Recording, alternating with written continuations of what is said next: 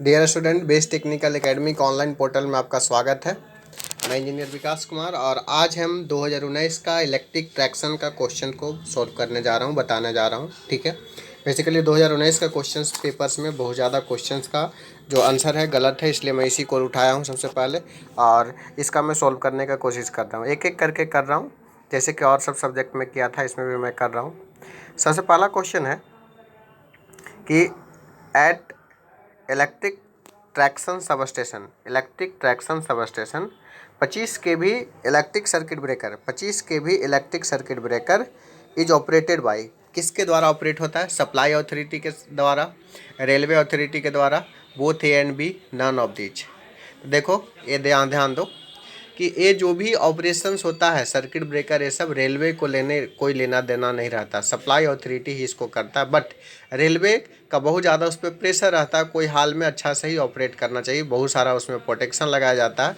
लेकिन इसका most suitable answer जो होगा आपका ए ऑप्शन होगा, सप्लाई अथॉरिटी होगा, ए ऑप्शन होगा। बट इसका ऑप्शन आपका सी दिया है, रेलवे अथॉरिटी भी दिया है, बट ऐसा नहीं होता है। सप्लाई अथॉरिटी के द्वारा ही क्या किया जाता है, ऑपरेट किया जाता है। ठीक है, नेक्स्ट क्वेश्चन में आते हैं। Etch sub station is divided into, sub station किस में डिवाइड होता है? छोटा छोटा सब सेक्शन में डिवाइड होता है, जिसको एलिमेंट्री सेक्शन भी बोलेंगे। ठीक है, तो यहाँ पर main section, parallel section, none of these, elementary section को हम लोग सब सेक्शन भी बोलेंगे। तो ये जो होगा सी होगा, क्या होगा? सब सेक्शन होगा। ठीक है, next, traction transformer is design to have large percentage impedance not less than, कितना परसेंट से? For 10 MVA transformer, 10 MVA transformers के लिए लगभग 8 से 10% होना चाहिए। इस रेंज में जो डी ऑप्शन सूटेबल है, डी ऑप्शन गिवन डेटा के हिसाब से आपका एक क्वेश्चन है, तो ये 8 से 10% होना चाहिए। 10 MVA ट्रांसफार्मर स्टैंडर्ड ट्रांसफार्मर है इसके लिए। अगला क्वेश्चन है, in electric traction which two overhead conductor wire are connected through isolator और interrupter then it is called, खालिस्तान ओवरलैप। ये जो होता है इसमें थोड़ा सा कन्फ्यूजन है, इसलिए इस क्वेश्चन को मैं स्किप कर रहे हैं। इंसुलेटेड अनइंसुलेटेड, दोनों ऑप्शन तो सही नहीं है यार, दोनों में से कोई एक होना चाहिए, इसको मैं स्किप कर रहे हैं, थोड़ा सा कन्फ्यूजन इसमें हो रहा है।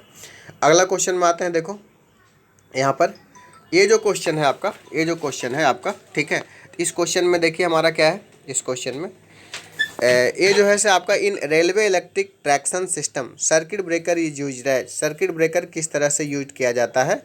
Air blast circuit breaker, SF6 circuit breaker, minimum oil circuit breaker, bulk oil circuit breaker.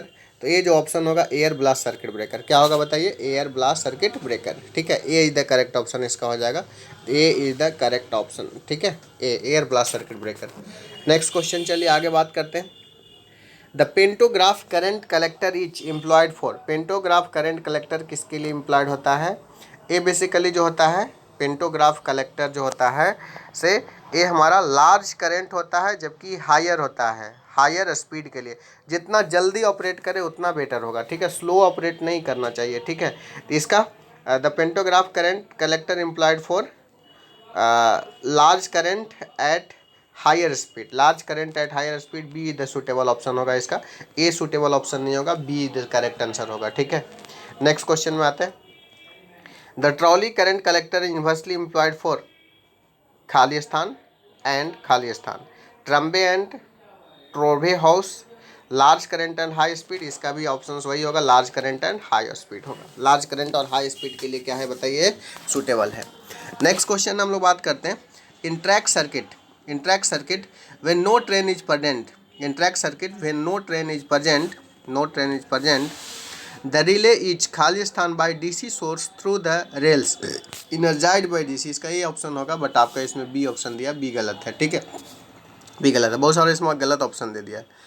अब देखिए, in long distance electric tractions power is lighting in passenger contact is supply bye, किसके द्वारा लाइटिंग कोच में दिया जाता है? Through rail के द्वारा, थ्रू लोकोमोटिव के द्वारा, through individual generator off logic and battery के द्वारा। देखो हर बोगी में अपना जनरेटर सेट होता है, व्हील में से कनेक्टेड होता है, जो कि मैकेनिकल एनर्जी को इलेक्ट्रिकल एनर्जी में बदलता है। तो इसका सूटेबल ऑप्शन सी होगा। इसका भी ऑप्शन गलत दिया हुआ था, इसमें ए नहीं होगा भाई, सी होगा। ठीक है, चलिए नेक्स्ट क्वेश्चन में आते हैं। Conductor rail system of supply is cheap and easy to repair, cheap and क्या होना चाहिए? ईजी टू रिपेयर होना चाहिए। अगला, suitable for heavy current collected voltage up to 12 volt, ये सही ऑप्शन लग रहा है, बी द करेक्ट ऑप्शन है। ठीक है, inversely use for all AC railway, गलत है। ठीक है, बोथ ए एंड बी गलत है। तो कंडक्टर रेल सिस्टम किसके लिए सुटेबल है? Suitable for heavy current collected at voltage up to कितना बताइए? 1200 वोल्ट। 1200 वोल्ट के लिए क्या है? सुटेबल है। 11 नंबर में हो गया। अब हम बात करते हैं नेक्स्ट क्वेश्चन, 12 नंबर का बात करते हैं। Overhead line for power supply to terms are at minimum height of किसके लिए होगा? मिनिमम हाइट ऑफ, ये बेसिकली 10 मीटर होता है। क्वेश्चन देखिए ध्यान से पढ़िए।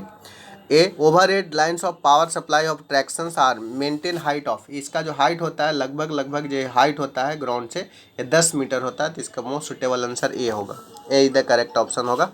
नेक्स्ट बात करें, the current collector that can be employed with different speed under all condition and stiffness of OHE is known as, इसको बोलते हैं pantograph type collector. B option correct है। ठीक है, नेक्स्ट क्वेश्चंस की ओर हम लोग मूव करते हैं। Contact with wire is maintain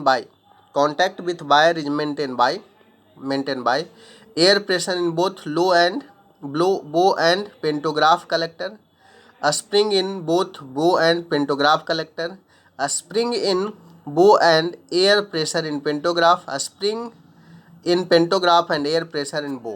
ये वाला डी ऑप्शन सही है, इसमें सही दिया हुआ है, डी द करेक्ट ऑप्शन है इसका। ठीक है, नेक्स्ट क्वेश्चन की ओर मूव करते हैं। इलेक्ट्रिक सर्किट ब्रेकर इच, क्या करता है electric circuit breaker? 15 number question है। Connected between current collector and main wiring, connected between current collector and main wiring. ठीक है, provide on electric locomotive to protect electric equipment, ये सही लग रहा है। प्रोवाइड इलेक्ट्रिक इक्विपमेंट, ये भी गलत लग रहा है। मोस्ट सुटेबल ऑप्शन बी है, ऑल ऑफ द अबव नहीं है सर, डी ऑप्शन सही नहीं होगा। बी क्या सही होगा बताइए? बी सही होगा। नेक्स्ट क्वेश्चन में आइए। The characteristics OHE depends on, किस पे डिपेंड करेगा? Loss, contact and duration, temperature and wear of contact wire, quantity of current collector and pantograph, pressure on contact wire, all of the above है, सब सही option है। ठीक है, next questions की ओर मूव करते हैं। Insulated overlaps are employed in electric traction to provide protect of transmission equipment, isolate facility requirement हो ऑपरेशन ऑफ OHE, सही है। Protection of signal EMU train, gap between adjacent terminal sections of railway, गलत है। B option सही है इसका। ठीक है, बी द करेक्ट ऑप्शन है इसका। ठीक है, इसको बी द करेक्ट ऑप्शन, आप बी इसको मारिएगा, यहाँ पर मिस्टेक कर दिया है, बी करेक्ट है। अगला क्वेश्चन में आइए। Power requirement of train lighting and air conditioning is meet by, कहाँ से मीट होता है बताइए सर? अलग से जनरेटर मेन नहीं रहता है, ये हमारा सर्वो जनरेटर भी हो सकता है, servo generator. Charging battery rich compartment सही रहता है।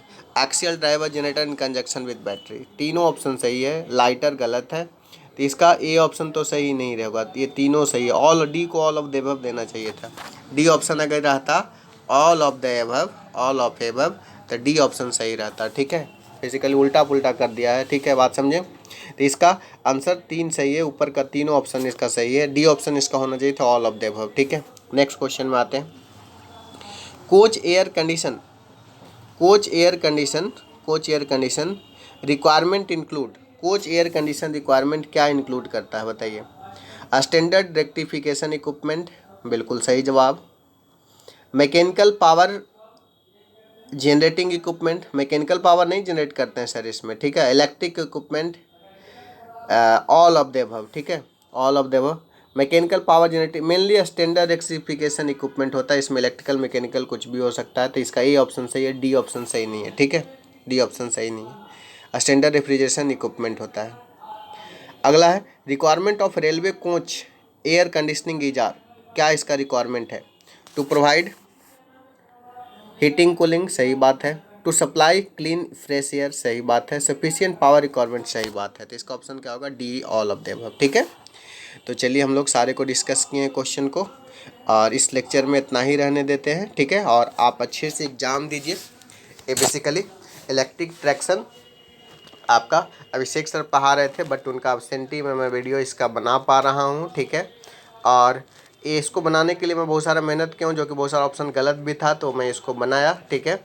बाकी आप अच्छे से एग्ज़ाम दीजिए, अभी तक जो भी एग्ज़ाम गया होगा अच्छा गया होगा। और इसका एक बार जो भी आप नोट्स बनाए होंगे इसको रिवाइज कीजिए, ठीक है, जितना भी हो सकता है आखिरी दम तक, ठीक है, करते रहिए। एग्ज़ाम अच्छा जाएगा, समय दोस्त नहीं कमेगा। और आप हिम्मत हार जाते, हिम्मत बिल्कुल नहीं हारना है, बस लास्ट टाइम तक पढ़ते रहना, सारा चीज़ हो जाएगा। और ये आपका लास्ट एग्ज़ाम है। All the best last exam के लिए मेरे तरफ से, all the best, all the best. सभी एग्ज़ाम आपका अच्छा गया है, इस एग्ज़ाम भी आपका अच्छा जाए एग्ज़ाम्स के लिए, ठीक है। तो बाकी फिर मिलेंगे ही हम लोग अगले सेमेस्टर में, अगले सेमेस्टर में आपको हम लोग मिलेंगे। और अगले सेमेस्टर में मैं आपका 3 सब्जेक्ट पढ़ा रहा हूँ, जो कि आपका मुख्य पेपर है, पावर इलेक्ट्रॉनिक्स, कंट्रोल सिस्टम और माइक्रो प्रोसेसर, ठीक है। 3 पेपर पढ़ा रहा हूँ। एक पेपर विष्णु सर पढ़ा रहे हैं, एक पेपर और सर पढ़ाएंगे, अभिषेक सर हो सकते हैं या फिर कोई और सर हो सकते हैं, बट आपका अभिषेक सर भी पढ़ाएंगे यदि, तो आपका बोर्ड पर ही पढ़ाएंगे, ठीक है, इस बार, ठीक है। तो सारे तरीके से आपको बिल्कुल अच्छे तरीके से आपको हम लोग जैसे 5th सेमेस्टर में पढ़ाए हैं, उसी तरीके से आपका 6th सेमेस्टर में भी सारी चीज़ को अच्छे तरीके से पढ़ाएंगे। बाकी टाइमिंग का भी बिल्कुल ख्याल रखा जाएगा। फर्स्ट टाइम ऑनलाइन कोर्स था, तो थोड़ा बहुत टाइमिंग एडजस्टमेंट में बहुत ज़्यादा वेरिएशन हुआ, लॉकडाउन हुआ, ऑफलाइन क्लास हुआ। और आगे बिल्कुल सिस्टमेटिक वे में अभी से शेड्यूल के हिसाब से हम लोग काम करेंगे, और सिस्टमेटिक वे में आगे टाइमली आपका सिलेबस फिनिश होगा। 6 सेमेस्टर का भी जैसे 5th का हुआ, 5th का थोड़ा डिले हो गया कुछ पर्सनल रीजन के कारण, ठीक है, तबीयत खराब कारण, और 6 आपको बिल्कुल टाइमली चलेगा, ठीक है। फिर मिलते हैं नए टॉपिक के साथ नए सेमेस्टर में। Thank you all, have a nice day, take care, all the best for exam.